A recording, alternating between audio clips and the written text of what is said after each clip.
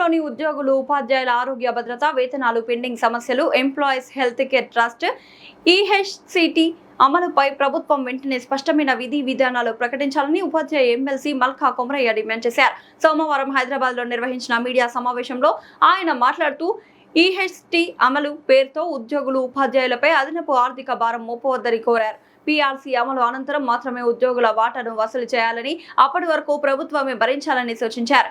Model schools, కేజీబీవీలు, SSA, URS, గిరిజన ఆశ్రమ పాఠశాలలు, గురుకులాల్లో పనిచేస్తున్న శాశ్వత తాత్కాలిక సిబ్బందికి కూడా హెల్త్ కార్డులు మంజూరు చేయాలని ఆయన కోరారు.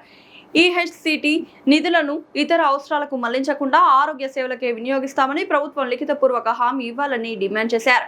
రాష్ట్రంలోని అన్ని కార్పొరేట్ ఆసుపత్రుల్లో నగదు రహిత వైద్యం, ఓపీ సేవలు అందుబాటులో ఉండేలా పారదర్శక వ్యవస్థను ఏర్పాటు చేయాలని సూచించారు. అవివాహిత యువతకు డిపెండెంట్ వయో పరిమితిని 35 ఏళ్లకు పెంచాలని, సాంకేతిక సమస్యల పరిష్కారానికి ప్రత్యేక హెల్ప్ లైన్ ఏర్పాటు చేయాలని కోరారు. 2003 డిఎస్సి ఉపాధ్యాయులకు ఇచ్చిన హామీలు అమలు, 6 డిఏల విడుదల, పీఆర్సీ నివేదిక ప్రకటన, ఓపీఎస్ అమలు వంటి డిమాండ్లను కూడా ఆయన ప్రస్తావించారు. సమావేశంలో తపస్ నాయకులు పాల్గొన్నారు. ఎమ్మెల్సీ మల్కా కొమరయ్య గారు, రాష్ట్ర అధ్యక్షులు రాజశేఖర్ గారు, సంఘటన కార్యదర్శి హనుమంతరావు గారు, ప్రియమైనటువంటి సోదర పాత్రికేయ మిత్రులందరికీ కూడా నమస్కారం. అన్నింటినీ కూడా ఇంప్లిమెంట్ చేయాలి.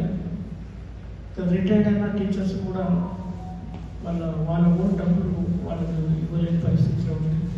వాటిని ఇమ్మీడియట్గా రిలీజ్ చేయాలని కూడా కోరుతూ మా పాయింట్స్ అన్ని ఈ పిటిషన్ కూడా సబ్మిట్ చేస్తాం. ఇందులో మొత్తం డీటెయిల్స్ కూడా ఉన్నాయి.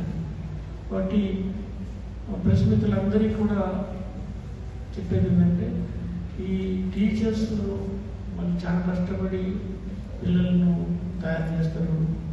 కాబట్టి వాళ్ళ సమస్యలను ఎప్పటికప్పుడు గవర్నమెంట్ పరిష్కరిస్తే వాళ్ళు పీస్ఫుల్గా ఉండి విద్యార్థులకు మంచి చదువు చెప్పి, ఏదైతే పేద విద్యార్థులందరూ కూడా నార్మల్గా గవర్నమెంట్ స్కూల్లో ఉన్నారు.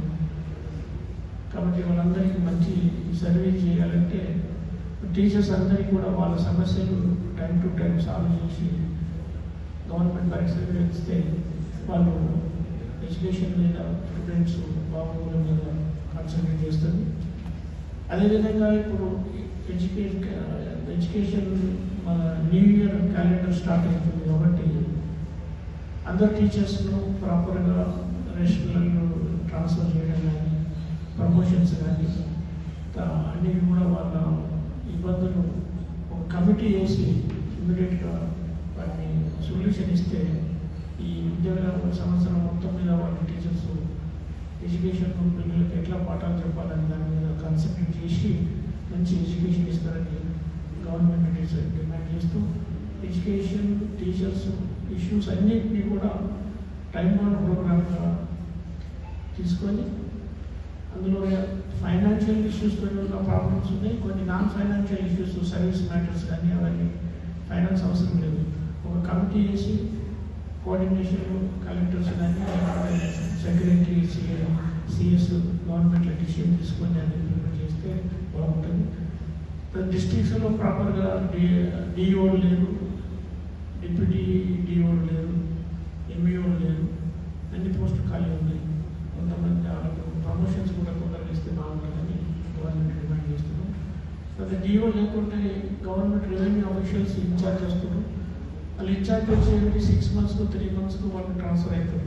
కాబట్టి మనకు ఎడ్యుకేషన్ మీద అవగాహన లేక చాలా అడ్మినిస్ట్రేషన్లో కోఆర్డినేషన్, కోఆపరేషన్ లేక అకాడమిక్స్ జరుగుతుంది. కాబట్టి అందరినీ విద్యా సంస్థలు స్టార్టింగ్లో కొన్ని 1 month లోపలి ఆఫీసర్స్ కానీ, డిఓస్ కానీ, డిప్యూటీ డిఓస్ కానీ, ఎంఓలు కానీ అపాయింట్ చేసి అకాడమిక్స్ కరెక్ట్గా జరిగేటట్టుగా చూసుకోవాలని గవర్నమెంట్ డిమాండ్ చేస్తాం. Thank you.